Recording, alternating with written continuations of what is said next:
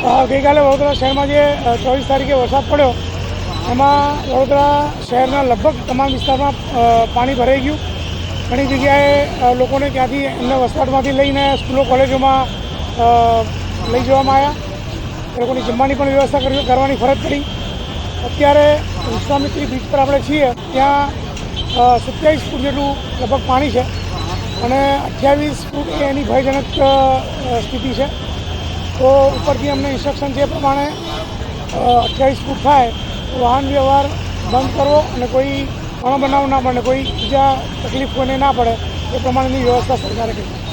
વાતાવરણ પણ એવું લાગી રહ્યું આગળ વરસાદની એમ તૈયારી પણ લાગી રહી છે. આગળની શું આપણી કાર્યવાહી? વરસાદ જો કાલના જેટલો ના પડે તો લગભગ કોઈ તકલીફ પડવાની નથી અને એના માટે તમામ રીતે તમામ જાતના તંત્રો એના માટે સક્ષમ છે અને એક્ટિવ.